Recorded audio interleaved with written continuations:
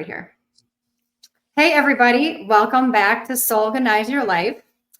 You know, our life's circumstances, all the things that happen to us, stimulate our inner environment in two very distinct ways.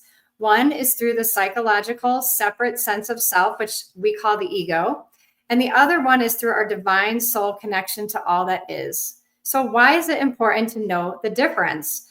Well, it's really important because one causes you a lot of suffering and one causes you a lot of wonderful life synchronicity and journeys to grow yourself as a person. And our guest today is an invaluable resource for that. And he is going to help us understand these two inner conflicts within his own self, how he merged them into one full human experience and became a child psychologist, child therapist. And I know a lot about him because we are actually office mates. We both work at Girl Wellness Group. So I'm going to give him the proper introduction. You guys know that I normally don't give long introductions, but he deserves this because he's my office mate. So I'm going to read what it is that I feel is really speaks to who he is. He's a child therapist with an exceptional blend of scientific knowledge and deep empathy. With a career spanning community mental health to inpatient psychiatric care, he's worked with children aged 2 to 16, bringing both research-backed insights and a warm, intuitive approach to his work. He has a unique ability to make complex psychological concepts feel accessible and relatable. Using humor, I can attest to that. He's hilarious. And authenticity to create meaningful connections. His approach is grounded in both understanding the mind and truly connecting with the individuals he works with, whether it's a child, a parent, or a colleague. I can also attest to that. I've had some other parents of his clients talk to me about how great he is. So I know he's a great child therapist. And he has built a career around the understanding that true transformation comes not only from knowledge, right, which is evidence-based in our industry, but he embraces and trusts his intuition, which I would call the soul. So he's going to share his personal journey of navigating societal pressures, discovering his true path, and how he's learned to live a life guided by his inner wisdom. Thank God you have. So jump on in, Di. Please add. Yeah, well, thank you for that win. That was great. Um, I think a good place. So a lot of people are want to hear child therapy stuff, right? And I think a good place to start would be like, how do I define the ego in terms of just in child therapy? Yes, So please. in child therapy, I often see the ego show up in parents and caregivers as the need to control or fix their child's behavior. So, for example, a parent might focus on making their child stop being difficult, right? Quote unquote, rather Yep. than understanding while their child is struggling emotionally. So, the ego in this case is the voice that says, if my child isn't perfect, it reflects poorly on me. And I've had to gently guide parents to step back from this fear-driven reaction and instead focus on connecting with their child. So like I think overall the lesson here is that the ego is part of us that the ego is the part of us that reacts out of fear or pride, often trying to control situations to Mhm. protect our image or a sense of worth. But real growth happens when we let go of control and lean into that understanding. Yes, absolutely. Amen to that. When did you become aware of your own ego? I mean, growing up, I felt this pressure to fit in and conform. And, in the suburb I grew up in, there was no other South Asians. My parents are Pakistani. They immigrated here from Pakistan.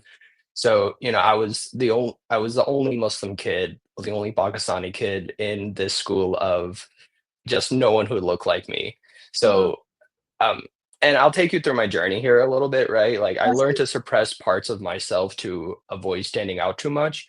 My Wow. ego at that time was, I'd say it was a survival mechanism. It was helping me navigate social situations. I was adhering to what society expected of me.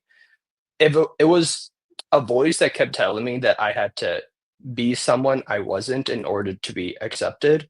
But, Mhm. as I grew older, especially and this is especially around the time in college, I realized that my true self, my soul, was always there, quietly pushing back against the ego's noise. So to me, the ego is like a filter that distorts how we see ourselves and others, and Yeah. that's how I became aware of it. So, I'm driven, or the ego is driven by societal conditioning and fear of judgment, right? It's Mhm. that voice in your head that says you're not enough unless you fit in. And I think I only got to be able to discover my ego once I was in a room of other people who were like me, and I allowed myself to kind of be like, okay, cool, now it's okay to be who I am. Mm. So, but the truth is the soul is always there, right? So it's just patiently waiting for us to peel back the layers. And I feel like Mhm. until I noticed my external environment allowing me to peel back those layers, I understood my ego was there at that time. Yeah, and did you know it was called an ego at that time when you said I finally felt like I was amongst people who would allow me to be myself? Um, you know, I think ego, or just the term ego, really came to me when I was actually, preparing for our session. I was like, it really made me think, like, what is my ego? When did I become aware of it? What across my life did have I learned that may be related to my ego? And it hit me that like everything's related to ego. Yeah. Um, but I think it hit me when I realized that the ego is part of us is the part of us that tries to protect and promote our sense of self. So Yep. when I was in high school, I was protecting my sense of self by internalizing my ethnic background. But then, Mm. I let a lot of that go when I got to college and was able to open myself up to other people and new experiences. Interesting. So at the time that you were internalizing yourself during high school, did you understand that that is what you were doing or how, like, when you're just a kid and a teenager, what did you understand you were doing at that point? I mean, looking back, I'm sure you understand, but like what at the time Yeah. did I mean, looking back now in K through 12, when I was there in the present, I didn't even realize that I was holding myself back. There was a part of me that I was internalizing to try and fit in. Mhm. Um, when you're in K through 12, you have this major pressure to fit in, and then when you get out of high school, you're told to, like, be new, do new things, have new experiences, right? Try and stand out as much as you can. So I honestly didn't know until the end of college, and I started to reflect on the previous 10 years of my life, and I was like, whoa, there's like a part of me that I never even explored, you know? Mhm. And I think at the end of high school, I was starting to become aware of my ego, trying to blend in with the group of kids who didn't really get me. And I had a good group of friends, right? It's not like no one got me, but I remember one time a classmate made a passing comment about just me being darker than other people around me, and it struck me. I was like, "Oh, okay, cool." Like, even I'm trying to I'm trying to fit in as much as I can, but there's always going to be elements that stick out. Yeah. So what do you think that lesson is for parents, knowing that you're a child therapist, what you just said, like the kids that maybe are coming in for therapy are already struggling with unconsciously not knowing that they are internalizing or holding back a part of themselves, and that is what could be causing the struggle itself. Yeah. As a child therapist, you clearly know, like you see this, right? So what would be the lesson you could say to a parent listening right now? Yeah, so I think in relation to child therapy, I became aware of the ego early days, in early on in my career, right?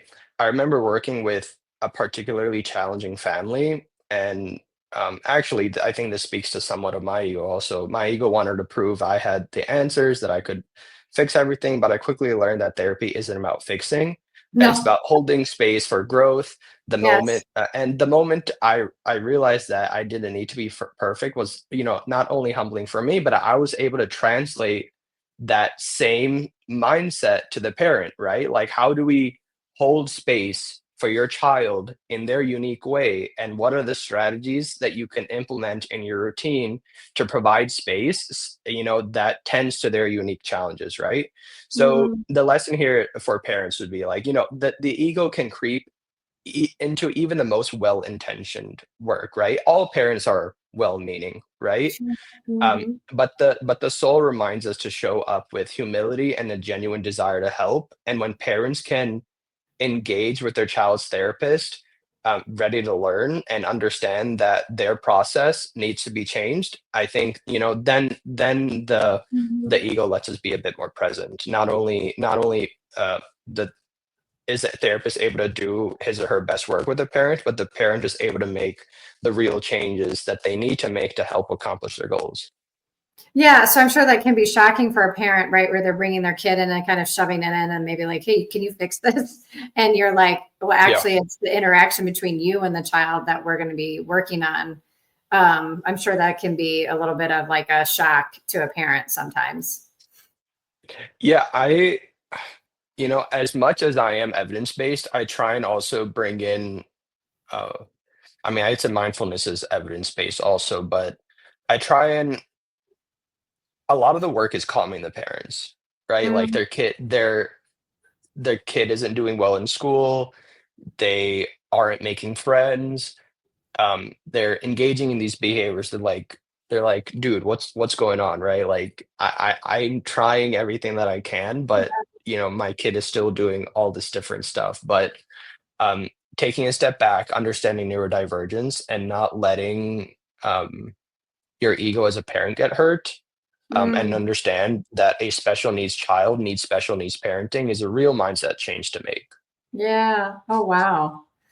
That's awesome. So going back to your childhood, you said you kind of understood that you were developing your ego. Were you aware that you had a soul? Would you call it your soul? Would you call it intuition? Or what was your childhood like in that regard?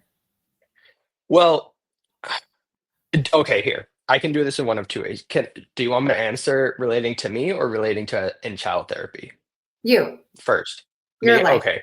Yes. So to me, my soul is the part of me that has always known who I am, Mm. even when I didn't. It's the quiet voice that kept whispering, "You're enough." Um, Always Mhm. saying you're enough. In my career as a child therapist, my soul is the one that drives me to truly connect with the kids I work with, Mhm. I to love to that. go beyond the textbook, right? And see them for who they are, beneath the behavior. It's the part of me that tells me to trust my intuition while I'm helping a child work through trauma or, just any type of neurodivergence that they may have, right? And when the words on paper don't tell me the whole story, I try and look deeper into the child, right? So like Mm. combining both this emotional connection I'm building with the child, but also the hard psychological therapeutic facts that I'm collecting also, right? So, in essence, soul is who we are, right? It's the part that remains untouched by the noise of the world. And I think that's especially present with kids, is that they're so young. So all this noise in the world hasn't necessarily impacted them so much, right? They're kind of like still learning and trying to gather and connect the dots. But the soul is what guides us when we stop listening to the outside world. Um, Yeah. and you know, I I love feel how you, like I love how you oh, put go ahead. that. I love how you put that. Like, how did you define it as a kid? Um, there's a quote that in preparing for us, there was a quote that I saw, and it's the soul is the voice that whispers, "You are enough just as you are," right? And Mhm. as a kid, I was always creative, and I think that was um, expressing myself. I always express myself, right? And Yeah. I express myself in different ways. Yeah. Um, You're just talking about breakdancing. yeah, we were just talking about breakdancing. Yeah. I think I was always trying to find a creative outlet, and that's how I expressed my soul, whether it was through breakdancing when I was in high school or when I was, okay, I'll kind of go through a timeline of how I tried expressing myself. And so I always knew I was creative, and I guess looking back now, I was always trying to figure out, like, what is the medium that I wanna be creative through? Mm, And so I used to be one of those kids that, during class time, obviously I'd pay attention in class, but I would love to draw dragons. And that's actually something that I do when the kids do arts and crafts in my office during sessions. They'll do their thing and I'll draw a dragon, and then eventually I'll see them copy me. And uh, they'll be like, "Oh, teach me." And I'm like, "Oh, okay, cool." So that's a little part of my childhood that I like to bring into the sessions. And so I used to draw, and then I used to dance, and then I got into photography in college, and now I do a lot of video making. So mm, I think this my soul has been, what is a creative outlet and what is the way that I can feel alive? And that's my biking. So, creativity, feeling alive, and, making a change in the parents that I work with, I think mm, that's how I feed my soul. yeah, So I think all of that, right, is when that's what my soul is telling me when it says you are enough, that's what I think back to. yeah. So you heard that as a child, amongst your ego telling you that you weren't. Like you were able to have these sort of two different distinct understandings about like there's sort of two perspectives that I'm experiencing, and you could recognize that as a child.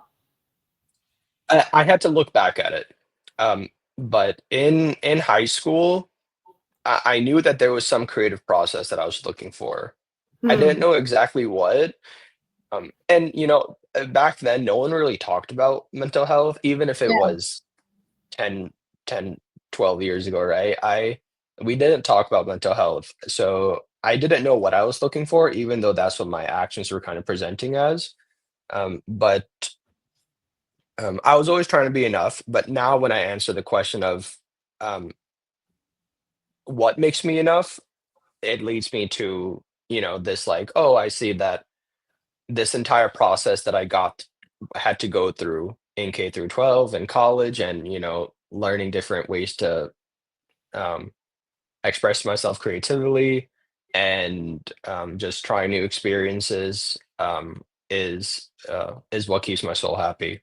Yeah. So, so let's say there's a parent out there, right, that doesn't have really their kids in a religious, like CCD for Catholics, or their kids aren't going to church, but their parents might want their kids to have sort of this deeper connection, or their kid is not responding to religious, tools, and still wants their kid to have some kind of sense that they are more than just this, physical bag of bones that we are. And what I'm hearing you say is that maybe those parents could rely on someone like you to help engage that kid in a way where they're really engaging their creativity. You're really creating space for them to say, like, who are you outside of this story, that brought you here? And you're saying, like, I'll draw with them or I'll do something. And you kind of create this unconditional space, it sounds like, for kids to get in touch with that deeper part of themselves that, like you said, maybe they weren't hearing. Maybe they weren't hearing that they were enough ever. But you could provide that because you said sometimes past the evidence based stuff, I just will let my intuition guide me, and I will connect to the person beyond their behavior or their, the words on the piece of paper in my clinical practice. And that's so refreshing to me, to hear you say that. Yeah, all the work that I do is play therapy. So when the kids come in here, they're in an environment where they have my one-on-one attention. They have games and activities that they love playing. So, and it's a space that you could see Yeah, the lights I have set up, right? And like all yeah, those toys that I have, and yeah, I have sensory seating for kids who are a bit more sensory challenged or seeking or avoiding, or I have calm lights in here. So it's my attention, it's the preferred activities, it's the healthy sensory environment, all of that put together is going to help the child open up and mm, feel like a safe space. Um, and I think that's what keeps the kids coming back, knowing that they just with all that there, right? They may mhm, not able to verbalize that, this is a safe space, but they know that they like this place. And they Yeah. know that when they like a place and they have an emotional connection, I can open up more. And that when they know that they can open up, that in a way that is comfortable for them also, right? Like I'm not asking them like, "Hey, tell me why you were sad in class today," right? I'm using visuals, I'm using storytelling, so they understand that they're going to open up in a way that feels comfortable for them, and I think Mhm. that's what leads to the most progress. I'm guessing they have a very patient demeanor, but we are not worried about how much did we quote unquote progress today. The ego might want, to have those progressive like, markers. And it sounds like you really are more soul based inside of there where you're just really allowing the child to like decompress from the society's pressures that are put out or the parental pressures or whatever, where they already are sensing something's wrong with me and they don't feel that with you, and it somehow allows for that connection to develop that child through what it is they're experiencing. Yeah, I think I've gotten a lot better at so I come from an ABA background, applied behavioral analysis, and Mhm. I worked with autistic kids at an ABA clinic before working at Grow Wellness Group. And working there, we didn't have so much of a holistic view. It was we're not focusing on the parents, we're not focusing on we might focus on school, but like the focus is very much on the behavior, right? Mm, Regardless of where it's happening, is what I mean. It's like we have to change the behavior. And what mm, are the tools and strategies that the child needs to do and the parent needs to learn in order to help this behavior so that the child can be as healthy of a functioning human after they're done with their treatment. mm, And initially, when I started working with kids, I was very solution oriented, and I am now, but the perspective that I brought in is a holistic view. Instead of only focusing purely on the child and their own behaviors, I'm focusing on their environment now. So before I I try and change the parents' behaviors or teach the child coping skills, I look at the environment to see if there's anything that we can alter there. And that can be anything from like from a sensory perspective to a routine change.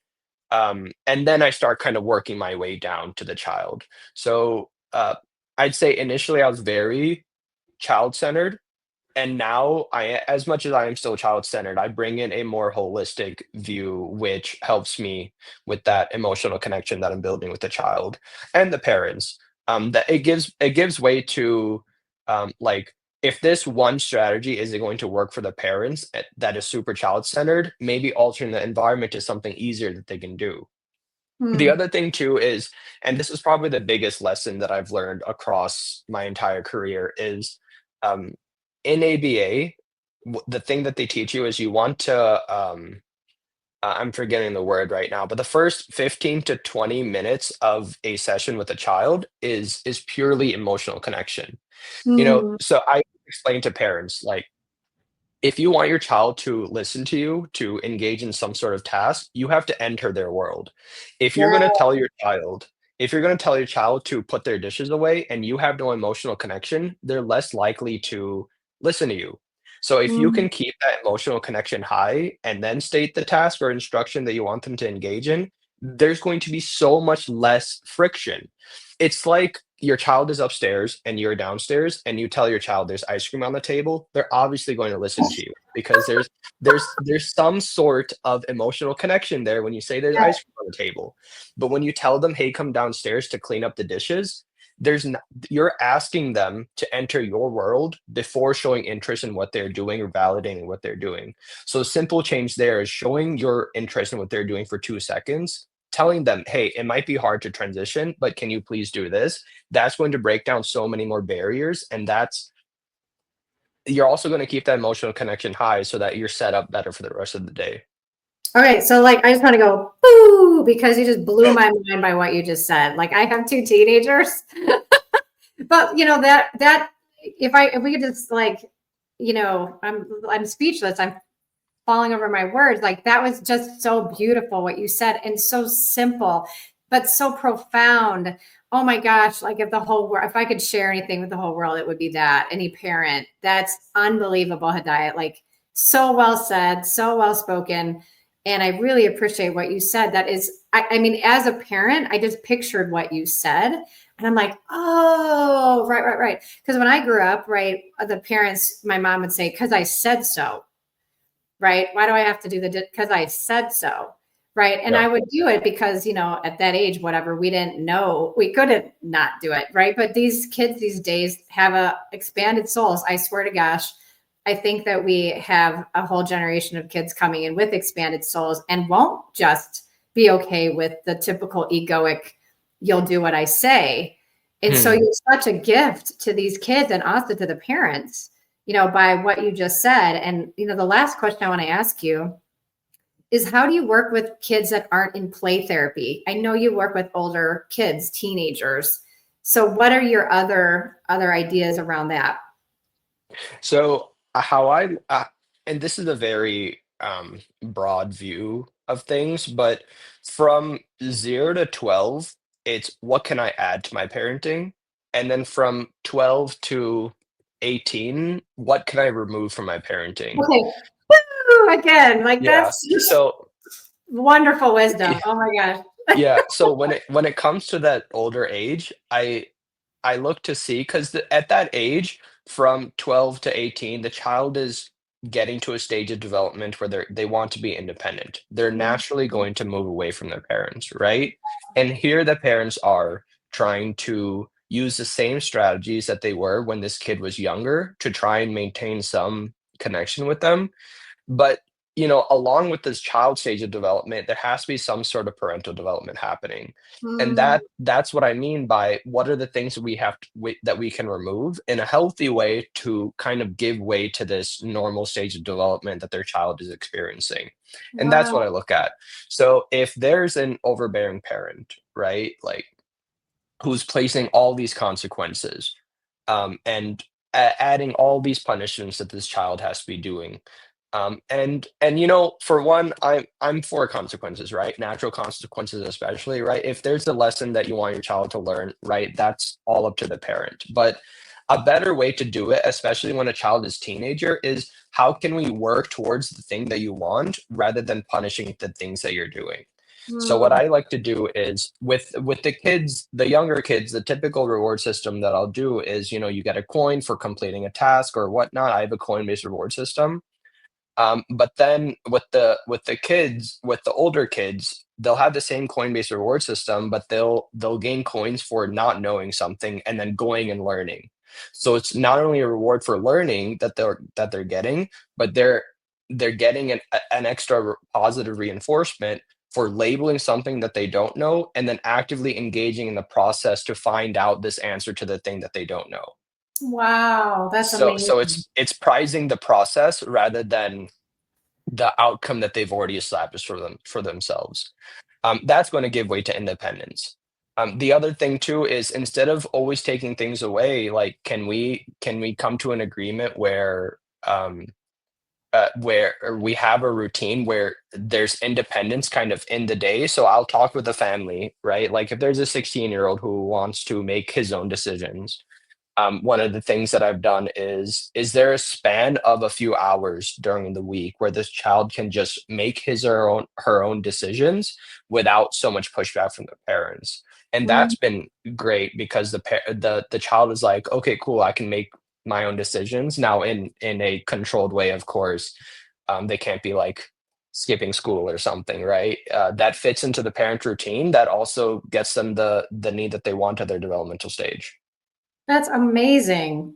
Well, I so appreciate you spending this half hour with me and kind of just explaining, like even me as someone who works with you as a colleague, like I had no idea what you did. And so I think it's so important for us to have these kind of conversations and share this kind of stuff with our community. And I know that people can find you at Grow Wellness Group in Naperville as a therapist. Are there other places where you think you want to let us know, like your other wisdom might be shared in other ways that other people can find you if they can't come to Yeah, Naperville? yeah, I have a newsletter. It's called the Parent Club. You can find it at edenbehavioralhealth.com, and every month it's completely free. But every month it's two of us who run it. It's for parents who struggle with their child's behaviors, emotions, thoughts, feelings, and all that. Every month we'll send a insight and a story um, to some fictional case that provides real life value, and then that includes an actionable strategy according to that case that parents can implement right after reading the newsletter. It's called the Parent Club, and you can find it on EdenBehavioralHealth.com. So Eden with EDEN behavioral. EDEN behavioralhealth.com. Okay, awesome. Well, thank you again so much for spending a half hour with me. I appreciate it. Yeah, of course. Thank you. And I know you got a client, and I'm glad you have them. yeah, Well, thank you so much for being here, and have a great rest of your day. you too. And